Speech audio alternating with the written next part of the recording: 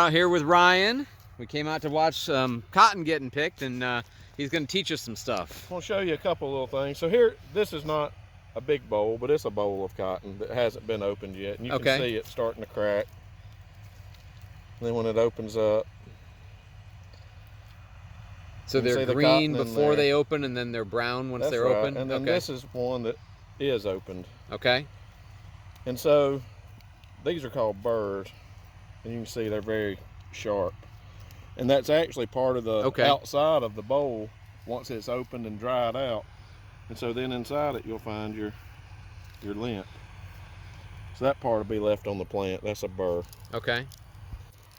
And here is your lint. And you can see, here's you some. Here's you some. You can feel the the seeds, yeah. Feel the seeds inside of them. And then, you can't see them, but they're definitely seeds in there. Right. And so then, we talked about the other day, you bite them and see if they crack. Okay. So, did you hear it crack? Yeah. So that's dry enough to harvest. That's right.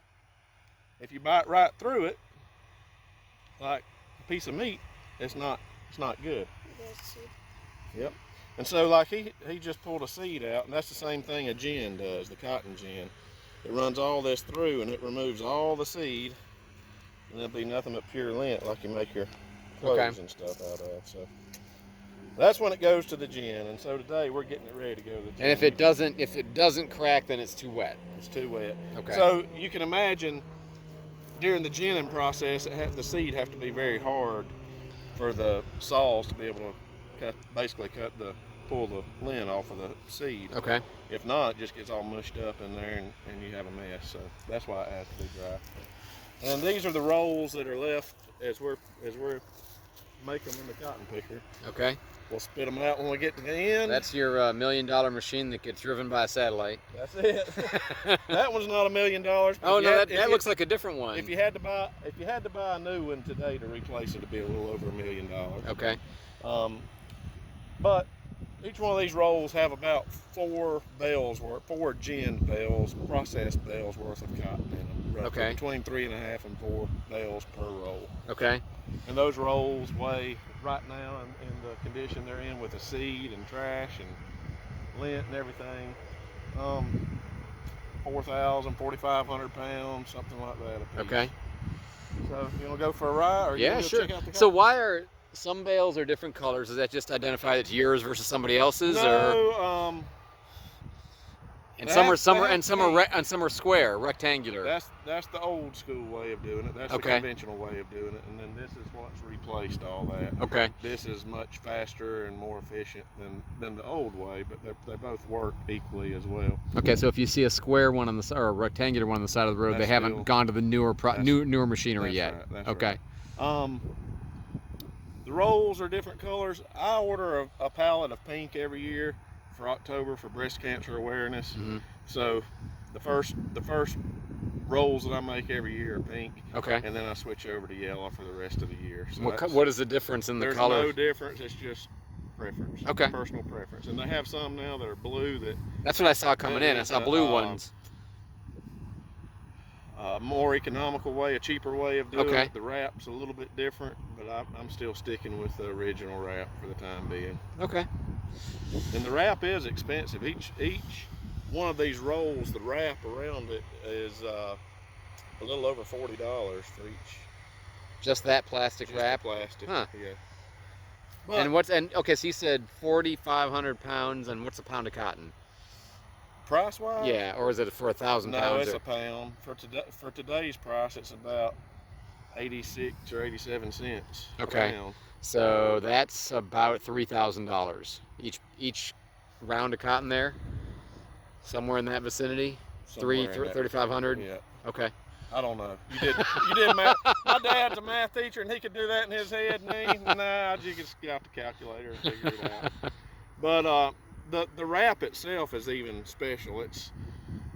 There's only one company right now that's really making it, and they're is it like bugs there's layers. The first layer basically has talcum powder on it. Okay. So the cotton won't stick to it. Okay. And then there's another wrap, and then there's a wrap that's got the glue on the outer wrap that's got the glue on it. So and inside of them are I'll never get it right. What is it? RFID tags? Yeah, that's it.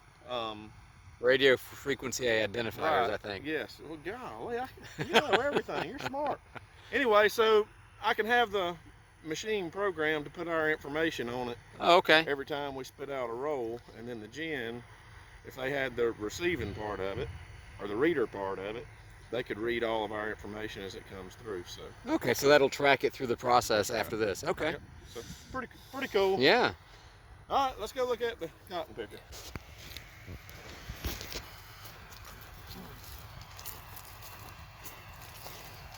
And this is all the stuff that's going to need to get. Well, this has already been run over, so this isn't the trouble that we were talking about this morning. You can see that's already been picked. So that's still got to be ground up and tilled up and changed, because otherwise it'll just be there and it'll be in your way in the spring. It's basically like a tree. Yeah. I mean, it's tough. It doesn't just rot and fall down too easy.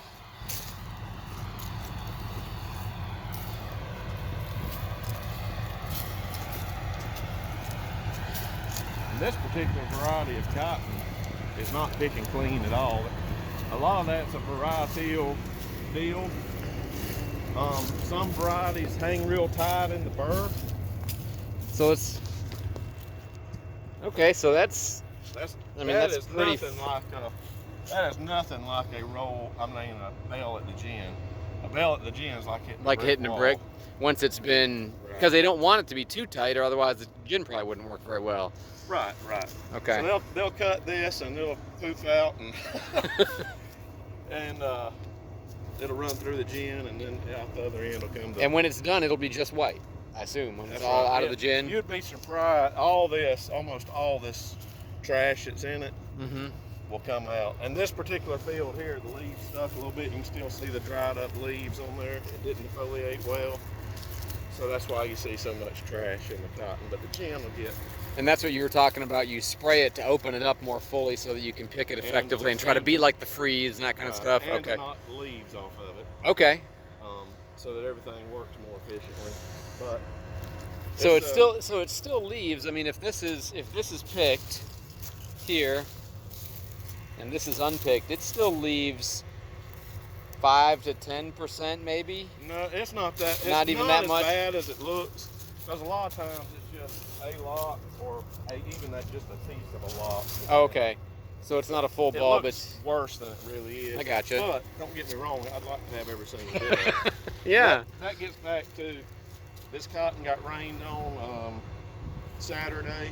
Hadn't really fluffed back out good yet. But okay. With a hurricane sitting out there spinning and doing what it might not do, yeah. So let's get it out of the field. That's right. I'll string a little bit out to get it. And done. once it's been harvested, there's no problem with it getting wet, particularly, right? Because once it's like in that position, it's in a good way. Okay. For the most part. Okay. I mean, you don't want to be in standing water or sure. something like that. But as far as coming to rain, but the challenge of the water is getting it into the machine. Okay. All right. So show me. I've seen it before, but this thing is amazing. So. Well, let's open it up over here. It's a little easier. But you'll be surprised too, or I would think people would be surprised at how greasy and dirty and filthy the machinery gets while we're. Oh wow! Look at that. Yeah. So at the end of every day, we have to clean all this mess out. It's just junk. But you can see the spindles. They're pretty clean. They're pretty sharp if you touch them. So that's, I mean, those are like razors. Right. Not quite that sharp, but so these spin, yep. And then this spins, yep. And that's what grabs the fibers off of the plant, right? So the plant's coming through here, right? And you can see the spindles in here, and they're going to be spinning as you described. Very fast. Very fast. So you can't see it. And we're going to turn it on in a minute, let you see it. And then it comes around here. These are the doffers. So if you look back here, you can see the spindle coming. It's going to have cotton on it. Okay. These doffers are spinning the same direction that the others are spinning, just much faster. So it's going to basically unscrew the cotton off of that. So it's spinning it this way to spin on, and this is going to unspin it to take it off. Yep, and it's going to fall in here, and then there's the chute, and it'll blow right up. So it's just a suction mechanism? basically. Yep. Okay. And then it'll blow it up into the accumulator. All right. And then from there to go back into the baler. And then from there to come out the machine looking like these rolls. So your machine here eats the cotton, and it deposits a result. It does. And then once the spindles come through here and the golfers remove the cotton, these are called moisture pads, which are filthy, but water, soapy water, Okay. comes out of them. As the spindle comes Is that to lubricate the spindles? it Or what is lubricates it cleans the spindle off, Okay. and it lubricates it so that the cotton unwraps easily Okay. when it comes back to the golfer. Otherwise, it'll just get It'll stuck just in clump there. up, Yeah. and so you'd be all day cleaning the spindles off because they're constantly coming in contact with the cotton. you wouldn't They'd make be it- like this, and that wouldn't be any use. You wouldn't make it from here to the other end, and then Oh, I can feel it. Yeah, is that no? So that's water, soapy water. Is that what that is? basically, yep. Okay. And Some that's people coming do down. use That's soap. coming down here. That's right. And Okay. each one of these pads have a tube going to it Okay. that supplies the. Yeah, spindle it's such a cleaner. stark contrast between the filthy these pieces and how clean the spindles Right, are. That's right. That's right. And that's the whole purpose. You couldn't make it far if you run out of water or something happens to your moisture system. You don't make it far, and every spindle on here will be wrapped up, and you'll have to take a knife and sit there for half a day cutting stuff off. So, Okay. I mean, if these spindles that I showed you aren't sharp, if they're not clean and sharp, they're not going to catch the cotton when it goes by. It's just going to knock it everywhere, and you're not going to pick any cotton. Do you have to retool, sharpen anything with those periodically, or? You change them. Okay, they just replace them. Yeah. I mean, How often? It's expensive. I kind of have a process where I do a part of it every year. Okay. Basically. So gradual So- replacement. That's right. You know, do a.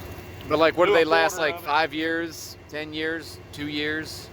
It's all depending on how much cotton you run through it, how good Okay. the cotton is, the conditions. But like I say, every year, at least every other year, I'm replacing some spindles on here. Okay. Like I'll do the top 10 and I'll move some around where it's a complicated deal. But they do get changed. Okay. And that's the most important thing, is that they're sharp and clean. So let me get in there, and somebody has to be sitting in the seat. Okay. But I'll turn it on at full speed, and you can look in the head there Okay. and see what it looks like. Then after that, We'll go in. All right. You can ask questions if you have any questions.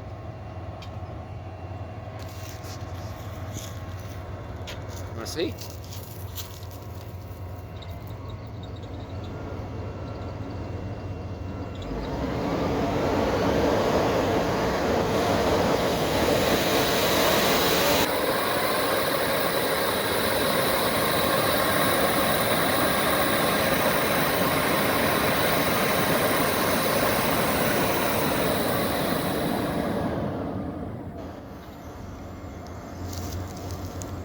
We're in the cab.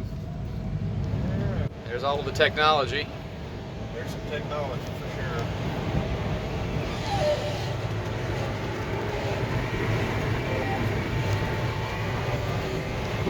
And we're picking cotton. That's it. By hand with your bag like everybody thinks. Exactly. I don't want anybody to think we're up here picking cotton by hand.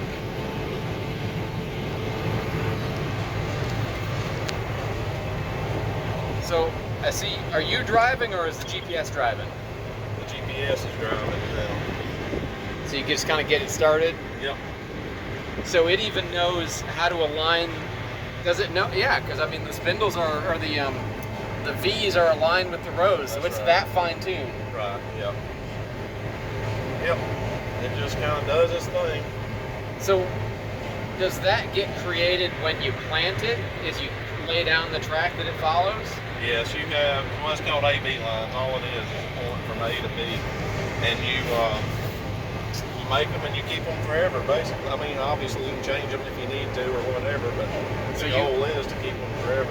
So you program the planter to do it on those lines, and then you program the That's right. the picker to follow the same path. Yep, everything has the same lines. That's just, I mean, that's to a, what's the accuracy of that? Inches, right? Less than an inch, 99% of the time. Wow. Yeah, it's pretty slick, I'm telling you. It's a little different than Grandpa did it. Yes, no doubt. I wish Papa could come back for just a minute Aw. and see some of this stuff. He wouldn't believe it. You'd be impressed. So was it always, even historically, always done with this kind of spacing between the rows? That's a debate every year, the row spacing and the plant population and all this. You know, somebody's always studying it and trying different things. But in our area here, these are on 36-inch rows. Okay. There are a lot of people on 36s. There are a few people on 38s. Oh, really? And one or two people on 30-inch rows. But the majority, almost everybody's either on 36 or 38-inch. And that's how many inches between the rows. So you can see this cotton as we were going there, it got shorter and shorter and shorter. Okay. Not good at all, but that's sand. The field got sandier on this end. All right, so you're driving it now, but then you just put it in line and it goes. Sometimes. I'm having, there's a sensor, you know how you talked this morning about how's all your equipment doing? I didn't say anything like that. That did not come up. I wouldn't dare have asked you anything like that. There's a $1,000 sensor on the back wheel back there. It's called a wheel angle sensor that is giving me trouble this afternoon. So it's not as smooth as it usually is, but yeah, the machine's driving itself. Well, that's your fault, because it's certainly not my fault. That's right. When I used to work at Lifeline, people were saying, y'all having a quiet day? And as soon as they said quiet, boy. Oh, I know, all the cops, same thing. They don't like to say that word. Yes, don't say quiet. Well, what I was thinking with the row spacing is, I just don't know, what the maximum density would be and how much you tailor your row spacing to the machine, or whether the machine's flexible in that way. This machine's flexible. You can move the head's right on this bar here, so you can move them in and out to different row patterns. Okay. So the same machine can do a lot of different row spacings. Basically, the crop dictates what your plant population and row spacing needs to be. Based on how much soil and nutrients it needs and what's going to be the maximum cotton, yield. For instance, the closer it is, if the rows are closer, if your population's very high, the more rot there is, the less air can get underneath the canopy, through the canopy, and so you need the airflow. You need airflow. I assume also for drying it out when you get like those heat units, you need the air to get in to deliver the heat units. That's right. Did we make our number this year, by the way? The heat units? Yeah. Good. We had that made by about July. No, it was hot this year. We're picking up some heat units today. It's been hot today. Let's see, what else can I show you? In just a minute, we'll make another roll. I'll monitor all that. Actually, what's that? It. Is that all your that's cameras on the different parts in case something goes wrong, or there's a fire or something? Yeah. When I'm making the wrap, when I'm making the roll, wrapping the roll, that's where I watch it. Because you don't want to think that it's wrapped and dump one and it not be wrapped. Because you got 4 bales of cotton you're going to have to dig out by hand.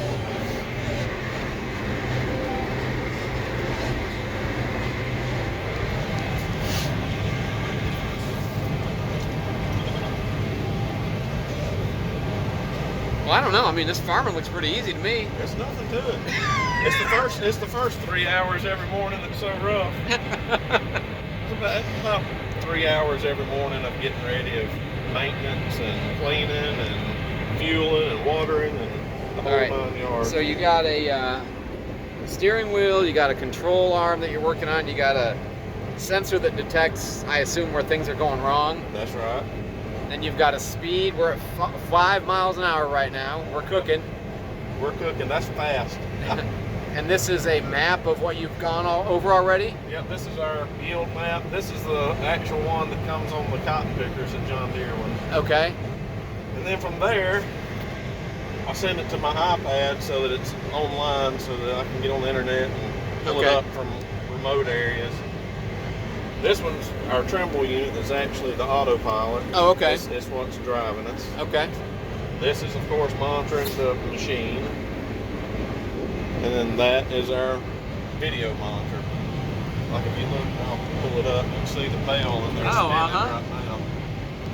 That's, let's see, where is that? That's putting it into the bale? Yep, that's the roll. So that's back up in the top? Okay. Right in there. So in a minute, we're making our rolls 94 inches. So when it gets closer. Diameter? Or in diameter. Okay. We'll watch it on there and I'll show you it all taking place. So. And it's not the smoothest ride. This field is very rough. Typically the fields are much smoother than this, but the farmer broke it last year, which means he turned the earth over, he pulled a plow through it that flips the soil from the bottom to the top. Okay. Makes it super soft. And then when he planted his wheat, made wheel tracks in it. He's still dealing with that from this time last year, actually. So it's not as smooth. It is typically a lot more smoother than this. Now, what do you put down after a cotton year? He'll either plant wheat or oats here. And since this isn't your field, he's planting it. You're just helping him harvest it. That's right. He helps me with some stuff, and I help him with some stuff, and it works out. It helps both of us in the end. He helps us a lot during peanut season.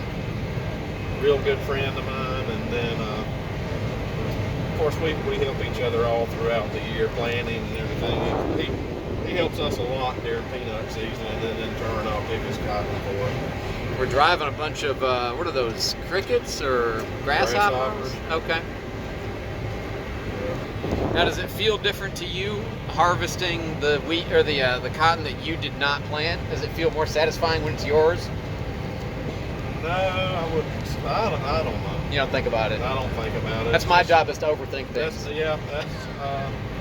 That is a good question, but I don't know.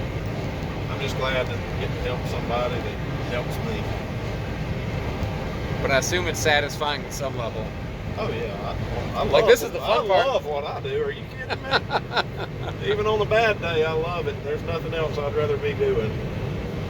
Sometimes I wish we could make more money than we make, but still, there's nothing else I'd rather be doing than this, work-wise. You and I have talked before about the next generation of farmers. Is that still a major concern for you? Oh yeah, absolutely. You wonder who's going to fill our shoes, Fewer and fewer people, and harder. It's a hard profession to get into if you're not born into it or born around it, at least, That's what I learned doing just breeding dogs is, I didn't know how to do that at all. Right. And, my family had never done it. And so, my wife had some experience, but, it's hard to do something that's complicated and risky and first time without any real background in it. Absolutely. But you learn. And there's lots of people that'll help you, Yeah, that's true. They have a passion for it like you do, so they want to share their knowledge with somebody. So you do this for what, about a month? How long is cotton picking? It all depends on the weather and how many breakdowns you have, but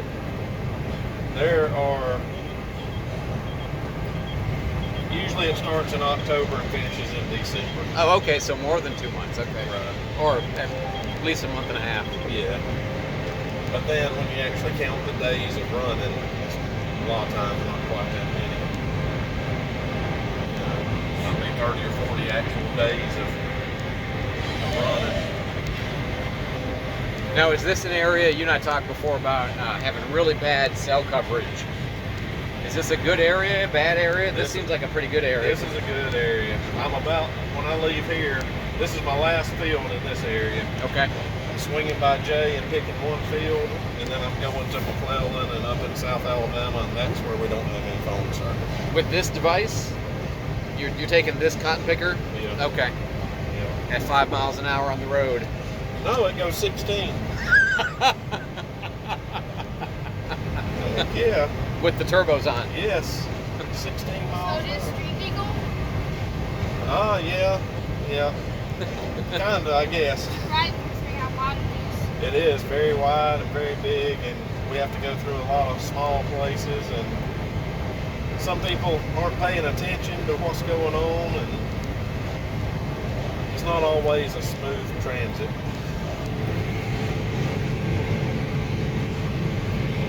Alright, so now you can see we're getting close. Yeah, 92, and you said 94 was your goal? Yep, so it's starting now, so we'll watch, it'll beep. It's going to start feeding the wrap in, so that's, you first see it coming up there, so you see it moving up there. Okay. And then now, you see the wrap, the edge of the wrap coming around the bell there, that's what we wanted to see. Okay. If we see that, we know it's pretty much, can't be messed up. Okay. So then what happens? It's going to wrap that one and start another one? Yep. So because you're not in a place where you want to dump it here. Right, so now we're going to dump it. And you can watch, you'll see some of it there in just a second. So you're going to feel it kind of, the weight of it push us a little bit. Right then. I'm not sure what's happening there. And then Oh, here comes the bell back. So now we're going to tote it around till we get to where we want to drop it off at. okay. And the new one's starting now. Okay. Because if it didn't have that feature, you'd have to return to the end of the road, dump it, and then start this part That's right. again. Okay. And that's the beauty of this machine is you hardly ever stop. Yeah. Like I am fixing to have, I've got one more portion, so I can wrap one. This roll that we're doing right now will be the last one. Then I've got to get out and change the plastic. But you only have to do that usually once a day. If you're in really good cotton in a really big field, you'll do it twice a day. But it takes about 3 or 4 minutes. Whereas conventional cotton pickers, basket style cotton pickers, they have to stop in the bowl buggy instead of the nut buggy. The bowl buggy has to pull up beside them and they dump into that, so they're stopped for a minute or two every 15 minutes or so. And that's again to get it from where it is out to where the truck's going to actually put it on. That's right.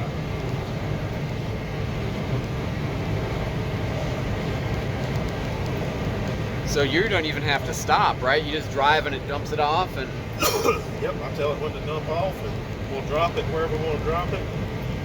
Hammer down. And it really does, you know, all those stopping for 2 or 3 minutes here or there many times a day adds up at the end of oh the yeah, day. you got to take time to talk to some radio guy. That's right. You know. That's the highlight of my day. You know, I had you asked me about how it was going, this picker had been breaking down, but I had a news crew in here in like 2020 after Sally. I think it was 19 or 20, I think it was 20. Anyway. After Sally. Yeah.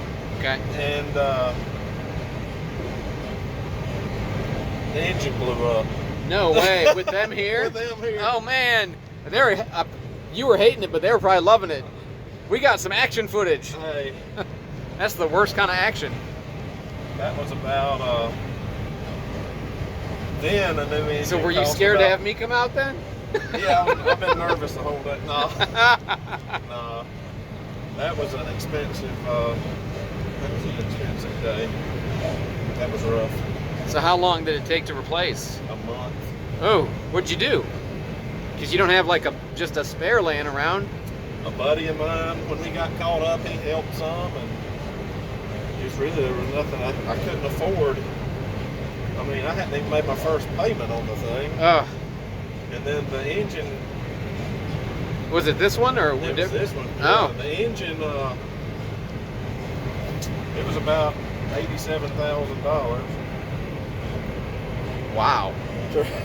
Well, I guess if it's $1 million machine, or you know, $700,000. Replace it. Yeah. So I didn't have money to rent a machine or buy another one or anything. So we're gonna drop it. Watch this camera. All right. Just dropped it off right there. Just like that. Yeah. Now you'll see it when we turn around. There you go. We just made that. Yeah. Not big.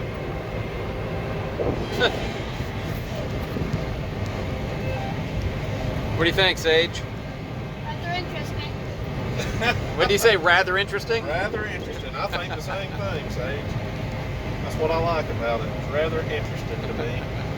All day long. I really wish we didn't have so much humidity so we could pick late. I really like picking at nighttime. But by the time the night comes and it gets cool and the dew gets on it. Yeah, so, you know, before the time changed, I would typically get home about 9 or 10 o'clock every night. You know, you can pick for a couple of hours after dark. So how does daylight time or regular time, how does that affect you?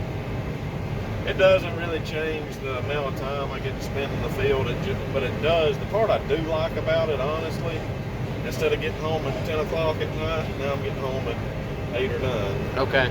You know, it's still working the same. So your day is the same, but your day fits better with everybody else's day a little bit more. That's right. I get to see my wife and everything. I like that. But if it would stay dry, like after a cold front comes through and the humidity's low and the wind's out of the north and you can pick all night, you can get through a whole lot faster. I mean, just never stop, you know. So is hotter temperatures, I know that's good for the cotton, is hotter, drier good for the other crops too, or is it like a trade-off? It's kind of a trade-off. Of the crops we grow, I would say cotton probably likes it the hottest and driest. Okay. Of the crops we grow. Corn requires, I mean, they've all got to have water, don't get me wrong. Corn requires a good bit of water. Peanuts, they need a rain every once in a while. Soybeans, you know, we're fighting that. Our yields are, we had the pods set, in other words, we had the hulls there, but when it turned off dry in September, you know, it basically hasn't rained since then. Yeah, except for here and there and this weekend. Right, so really we needed one more shower, one more 1-inch rain about 2 weeks after it quit raining, and we would have had a really good crop of beans. Now it's just an average crop because the seed didn't fill out like they should. They just didn't have enough water at the end when they really needed it.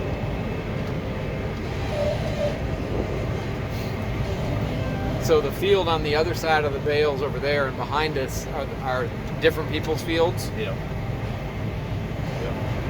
But they're pretty too. I mean, one of my favorite times, there it is, my favorite time of the year. I love the fall where we live. I think it's pretty, it's relaxing. There's something to look at. There's all kind of wildlife. I mean, you don't, all the time, this time of year, you know, jumping up baby deer out in front of you. Oh yeah? There's always something to look at. So how many of these pickers are there in Santa Rosa County? This style? Like, I mean, just, you cotton know, picker in general? cotton pickers in general, like, you know, there's probably, is there 100? Is there 1,000? Oh no, there's probably, I don't know, maybe. I would think less than 50. Okay. You know, just kind of. So there's a few dozen other people That's right. with this machine in Santa Rosa County doing this right now. That's right. Everybody's picking cotton now, pretty much. There might be one or two stragglers, you know, trying to finish up peanuts, but pretty much, as far as I know, everybody's finished with peanuts, and there's hardly anybody that grows. There's just literally a handful of farmers that grow soybeans. So there's, you know, there might be 5 or 6 people cutting soybeans right now, but pretty much everybody else is all hands on deck picking cotton. So is that the whole of, I mean, is that the farming community in Santa Rosa? Is 50 people? Plus their hands and stuff? Or, like, you know? I just came up with that on the fly. I could find that out and let you know. I don't I mean, know. I trust your gut intuition. I'm just curious, Right. you know? No, I think I'd be close on that. At least the main players, you know, there might Yeah. be somebody that has a patch little here or field, there, right, yeah. something like that. But it's less than 50 people of what I would consider the main farmers. Professional farmers. And I don't mean that to sound like anybody's better than anybody or anything like that. No, I know what you mean. I really don't put it out anywhere, but I really feel like there's probably what I would consider the main players would probably be 25 or 30. Okay. If that many, but don't use it. I was just curious because I would have no idea. Yeah, there's not a whole lot. So where's your gas gauge? Your diesel gauge? Right there? Okay. Yeah. It's pretty full. Yeah. Is that what that truck is, or is that other stuff? That's the fire truck. Oh, okay. Well, that's what we fill up our moisture system with, our spindle cleaner. That's a water wagon. Okay. It's full of water. And it's also there if we have a fire. Which, interestingly enough, I did just put a fire suppression system on this thing this year. You were talking about that at the first responder day. Yep. So it's installed now. It's a pretty impressive system. Cotton pickers love to burn. I mean, it's common. The common. lint, I assume, is flammable. It is very flammable. And with the small fibers and I assume dust, all of that is a problem. All of it together. There's a ton of hydraulic oil in these things, a ton of grease. It's got a grease tank that greases those bars and have the spindles in them. We have to grease them every 6 hours. There's a lot of that. Does it burn or does it explode? No, it just burns. Okay, so it's not like a grain silo or something like that. No, it catches on fire and burns. I mean, every year there's one or two in this area that burn.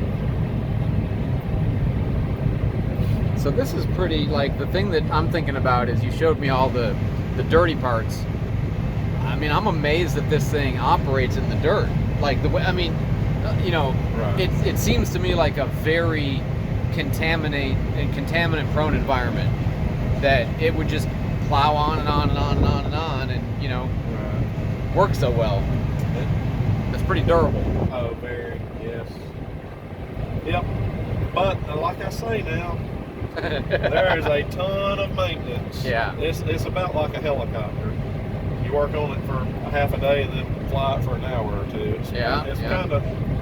It's very maintenance intensive, if you ask me. So do you have to work on it every day? Yes, I blow it off. We have a big industrial, like diesel-powered air compressor. It gets cleaned off every day. It gets gone through every day, serviced, and I'm constantly looking at things, adjusting things, making notes of things that I want to change. Oh, we're about ready to finish up another just load. did while we were talking. You can see the yellow route. Oh, all right. So now we're out of route. So we have to pause at the other end anyway. Yep.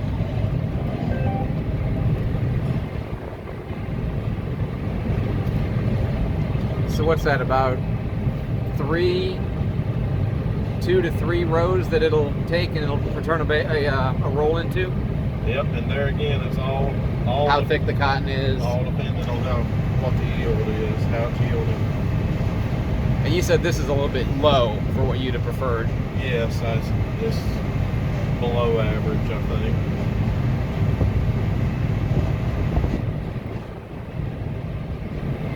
Or maybe average, but it's not a bumper crop for sure.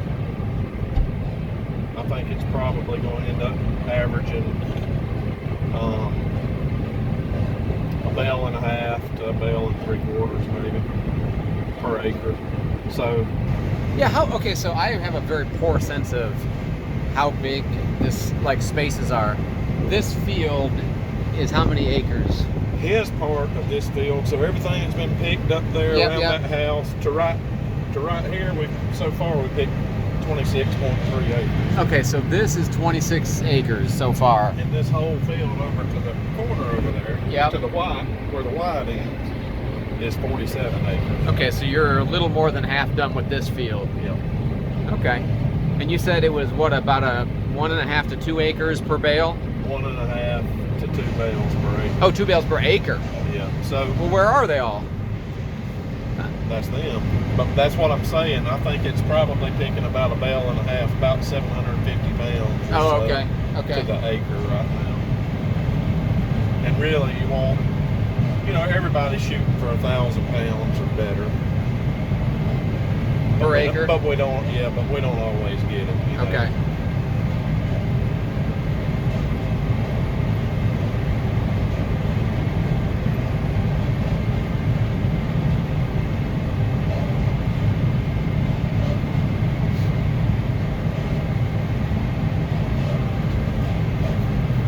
But see, you can still see the wheat stubble from the spring. See it? Yeah, that's what I was wondering, what all those stalks were in between. That's wheat? Yeah. So Okay. that's, basically, which we harvested that, but that's the same as having a cover crop Okay. planted. All right, so now we're going to drop the roll. That's done. That's done. We'll turn around, and then we'll set it to get out. I asked the engineers at John Deere why. I mean, everything's automated, right? The goal is to never Never stop. have to stop, right. So they said they purposefully, they planned all this. Why aren't the rolls of plastic bigger, or why isn't it an automated process to change the wrap out? Yeah. But they said they want you, every few hours at a minimum for health, for one reason. To get out and walk Blood clots around stuff like that. But they want you out walking around the machine, making sure everything's good, and for you to get up and move a little bit too. So their refusal to automate is part of the human maintenance. Right. That's what they say. Well, I yeah, said, well, that makes deep sense. that deep vein thrombosis. That's That's right. We don't want a DVT. How do you Let's see right here. Just squeeze it Oh, out. all right. Put this where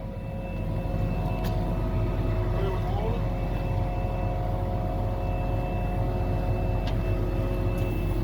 All right, now we gotta get down. All right. All right, so the right-hand tank is the spindle cleaner, and this is how you drop the bales. Yep. Now we have to get up there and change out the.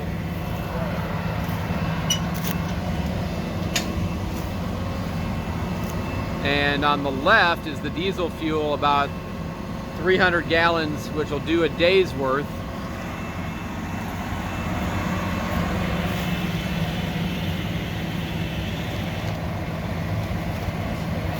Yeah.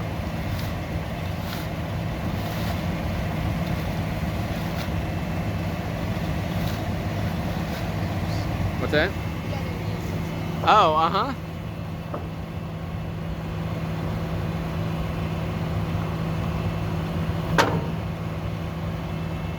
Oh, so you at least carry the replacement with you. Yeah, I have 5 rolls over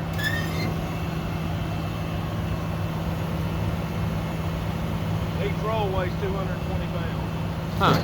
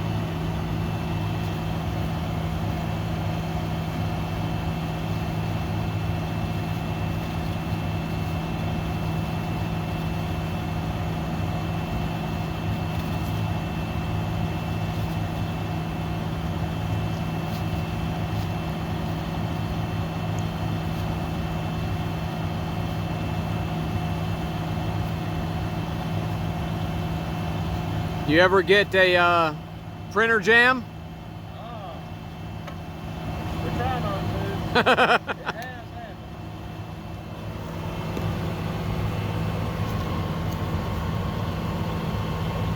But we definitely don't want that.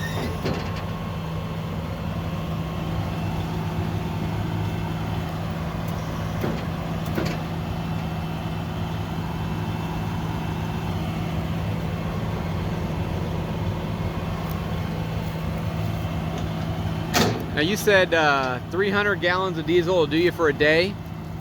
It holds 350, but if you have a long day where you pick a lot of acres, like when we first started in the early part of the season when the days are longer, you can burn 300. And diesel's about, what, $5 right now? 450 or so. Okay. Like that. So every day you got to put $1,500 worth of diesel in this Yeah, let's thing. don't talk about Okay, all right. Yeah, it's hurting this Hey, year. it's gonna be 2,500 or it's gonna be 2,100 before soon. You know, we don't. I'm not feeling good about it. No. I don't like it. Everything about this machine has gone up drastically. The wrap has gone up. It was basically when we started with it, rough numbers, $700 a roll, and now it's about $1,000 a roll. The grease that it carries has gone up dramatically. The spindle cleaner's gone up, so Nothing's getting cheaper. no. But they pay you. But they pay you a lot more, But right? there's nobody for us to pass it to. You know what I mean? Right, right. So we're just stuck. But it's still better than a real job. I think a guy I know one time said he loves it. I do love it. Even when it's like that, I love it. There's nothing I'd rather do.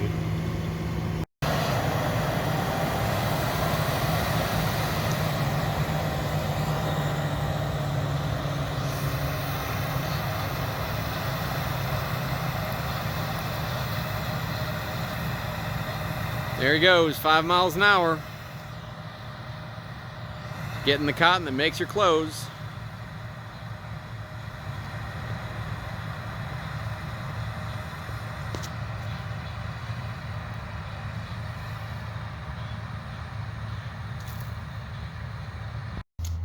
So one of the things that's hard to kind of tell at a distance, but this is, I mean, that's a very serious, you know, it's not a, it's a sapling strength. I mean, you gotta, if you don't get rid of it, that will definitely stick around for a long time. That's why they've got to plow that under.